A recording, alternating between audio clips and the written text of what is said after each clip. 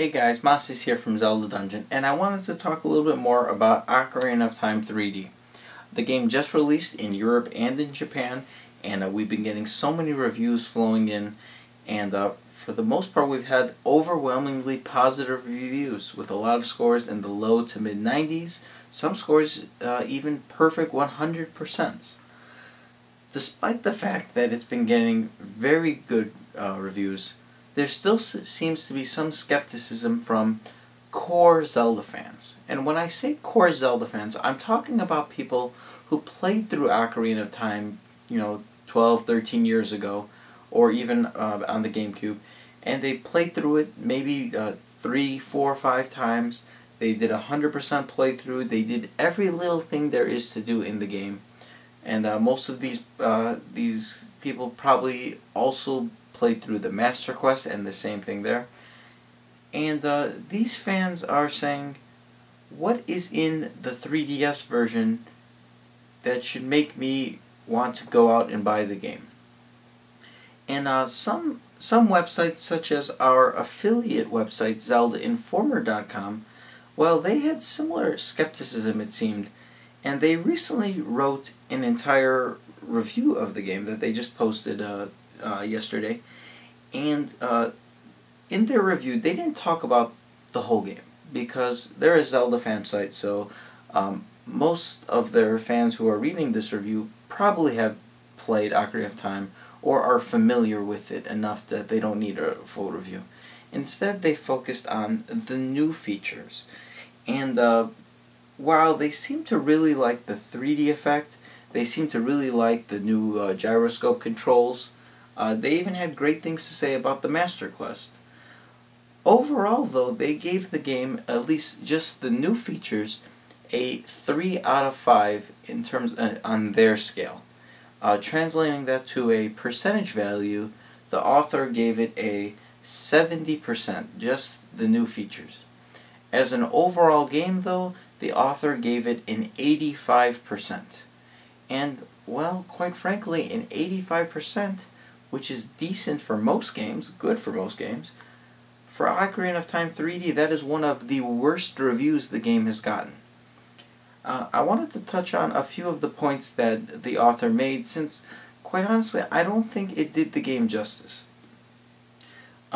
Just jumping right to the conclusion, though, one of the things they said in the conclusion, they praised the Master Quest. They said great things about it, and they wrote, "If you're not interested in the Master Quest, there is honestly little reason to buy this game. Basically, the Master Quest is great. It's for the core Zelda fan. If you're not interested in it, you shouldn't buy Ocarina of Time. There's not that you shouldn't, but there's no reason for you to buy it."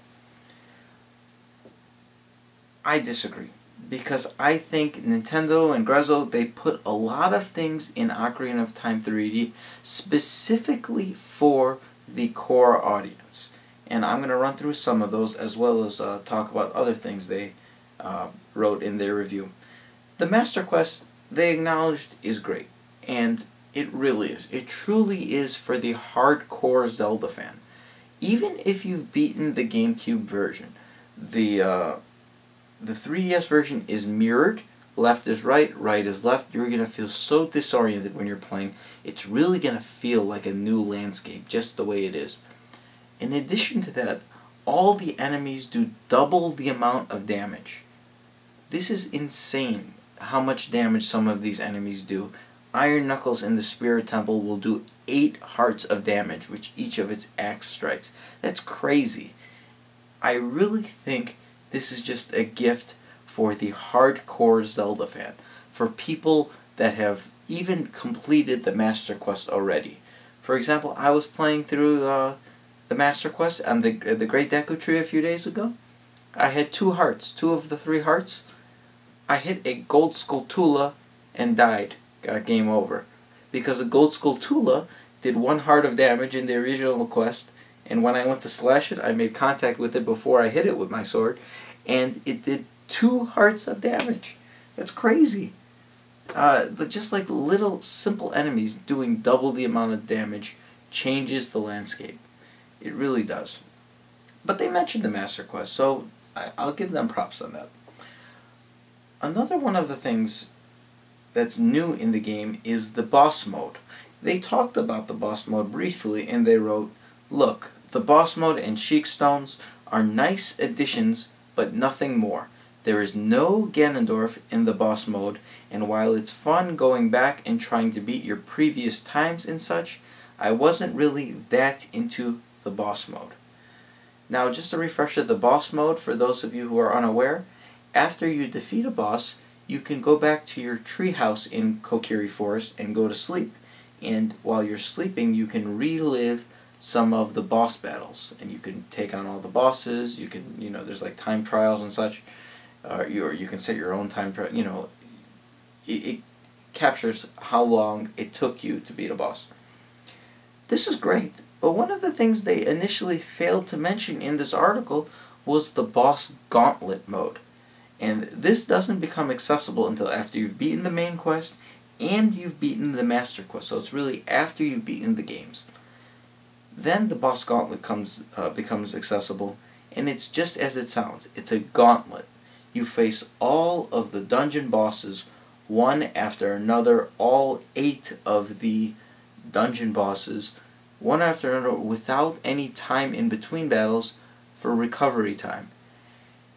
This is awesome. This is just a gift for the hardcore fan, especially on the Master Quest version, since all the bosses will be doing double the amount of damage.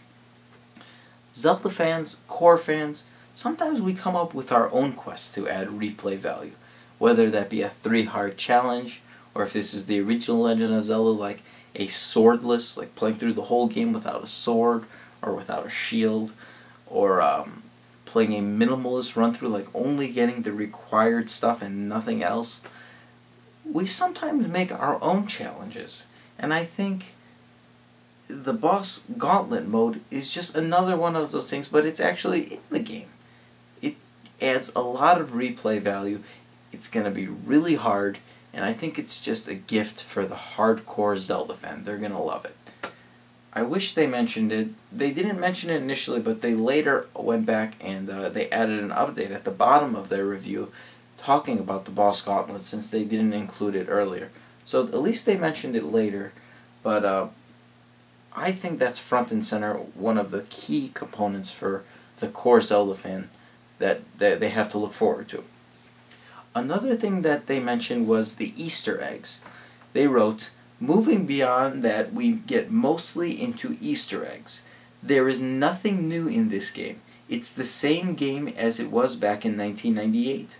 However, all Easter eggs I have seen so far, outside of the Hyrule Castle paintings, have been related to Skyward Sword.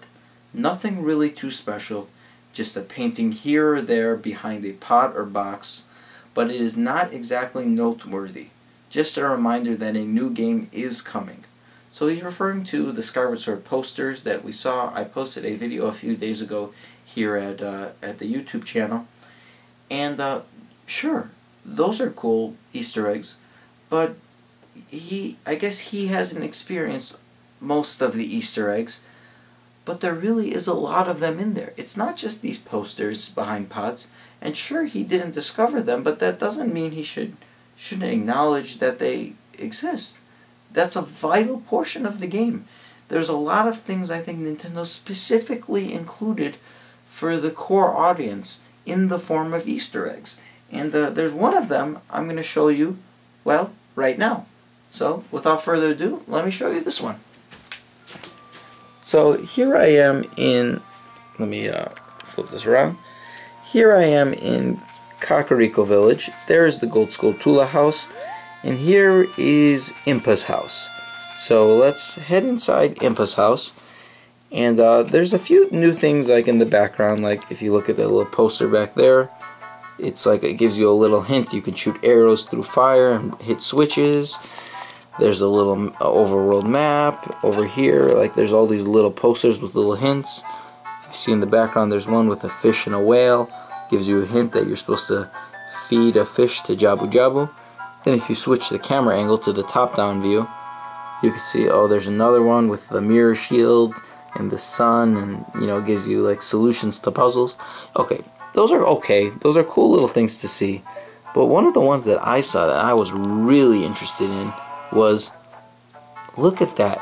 What is that right there on the table right in the middle of the room? That little green book right there. Let's see, what important green books have we seen in past Zelda games? Well look, it has the Sheikah symbol on the front cover. What other green books have we seen? To me, what I think that is the Book of Madura from The Legend of Zelda: A Link to the Past. We never saw the back of that book, especially in the official artwork and everything. But let's see, it's Impa. She's one of the Sheikah that has connections with old. I mean, to me, I think that's the Book of Madura. It would make sense, and in general, I think these types of Easter eggs are what the core Zelda audience likes to see. They like to see them in the game. They like to think. They like to speculate, try to decipher every little secret, theorize about it. There's so much the core Zelda fan does, and that's part of what makes the Zelda community what it is today. Stuff like that. Stuff like just a little book on the table that wasn't in the Ocarina of Time for Nintendo 64. That's new in the 3DS version. But I think that's going to generate all sorts of speculation. There's probably going to be forum threads at various forum communities. There's going to be articles being written that are going to reference this book. I think that's sweet. I think that's something for the core audience. And that's not the only Easter egg. They're all over the place. All sorts of little things. Every single indoor location has been completely revamped. This includes the shops, the houses, everything. And there's all new things in the backgrounds, and it gets you thinking, oh yeah, I've seen that from that game, or oh, this connects to A Link to the Past because of the book. And then there's like posters and banners against the walls and new things. There's so many things in the game you're going to look at and be like, oh, yeah, that's kind of cool. Those are all over the place. Those are the Easter eggs we're talking about. I think those are great additions, and the core Zelda fan is going to love them. So, there's no single reason for a Zelda fan who's a core Zelda fan to go out and get Ocarina of Time 3D for the Master Quest, but there's these collection of reasons. The Master Quest, the double damage from the Master Quest, the mirrored Master Quest, the boss Gauntlet mode, all these little Easter eggs. Then on top of that there's the 3D effect, the gyroscope controls, the new inventory controls which are very fluid, the updated graphics. There's a lot of goodies in here.